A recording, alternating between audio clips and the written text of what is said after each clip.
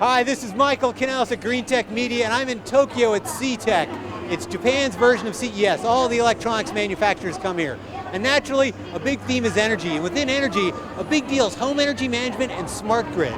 Now this right here, this white device, is Panasonic's take on a smart energy gateway. It looks at your solar panels, it looks at what's coming on the grid, it'll buy electricity at a low price and make sure not to buy it from the grid when it's at a high price. It looks at your appliances and controls those. But the main thing about it is that it's not but ugly. The companies are finally beginning to understand that it's going to be in your home and it's got to be stylish. You'll also notice there's no screen on that one. It's because you actually tune into it from your TV. There's a whole bunch of stuff in here. There's also ways to really fine-tune your electricity consumption, to really eke out a few watts here and there, which can make a big difference over a month or over a year. Let's go check them out. Remember that white, elegant, smart energy gateway? Well, this is what it looks like inside. You can see there's a lot of circuit boards, switches, copper wire. There's a lot going on in there. That's why it's so big. It's not just some tiny thing. What it does, too, it communicates. That thing on top there is a radio transmitter. If you've got TVs, stereos, appliances, it'll signal with those to make sure they run well and run efficiently. This is the hit double. It comes from Panasonic/Sanyo. On one side, you've got a crystalline silicon solar panel and an amorphous silicon solar panel to really boost the efficiency. But there's also a solar panel underneath. What you do is these are propped up about a meter off a roof.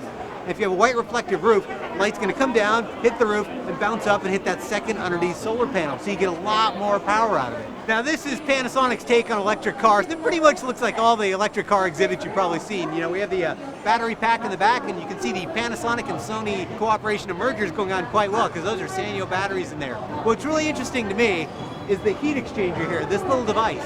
It takes heat from the engine, you know, there's always a lot of heat on the engine, runs it through a heat exchanger, and that runs your air conditioning. So that'll boost your mileage a little bit. You're not going to get that power sag when you're running an electric car or even a gas car when you crank the air conditioner up. It just uses energy that's out there that's being wasted. So what do we have here, a water pick? No, it's a methanol fuel cell. It's a prototype right now. Panasonic may come out with these in about 4 or 5 years. But it's a good way to store energy at home when there's a power outage or something like that. Panasonic already makes natural gas fuel cells they sell for homes. They can deliver a few kilowatts. These they hope to be similar to like lithium-ion batteries in the home. Now this looks like an ordinary fridge, right? Here, look at me. I'm like Carol Merrill here opening it up. Actually, it's a spy. They've rigged this thing with temperature, pressure, and motion sensors, and also some memory. So what it does, if it's hot outside, it, makes things cool. If it's actually cool outside, the fridge eases off to save some energy. But it also senses your patterns. It knows that you'll go to the fridge in the morning and at noon and at night. And it cranks up the energy and reduces it when you're not there. It can also plan to run the defrost cycle at night when the lights are off because there's a light detector. The whole idea here is to fit within your patterns, to see what you're doing, and to try to crimp a little bit of energy here and there. And it's not much, but we do waste a lot of energy in appliances. They run at full blast a lot of times. If they can study your patterns, they can actually, inch back. In fact, you get the same thing with that over there, the air conditioner. That has motion sensors in it. If there's a lot of activity going on in the room and things like that, it cranks up. If you're just sitting in a chair reading, it pulls back a little bit. You save on energy, you don't need as much cold air, everybody's happy. Now you've heard of the home of the future. This is the parking lot of the future. This is from Nissan, and it's one of the many smart city exhibits that everyone's putting on here.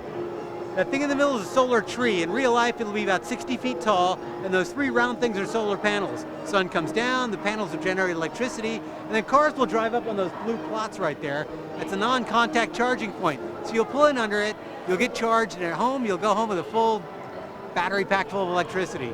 Now, the solar tree, the attractiveness of it is that it's a little better, actually it's a lot more attractive than those ugly, square solar panels we're all familiar with. The idea is to put these in urban centers where renewable energy will be far more pleasing than it is today.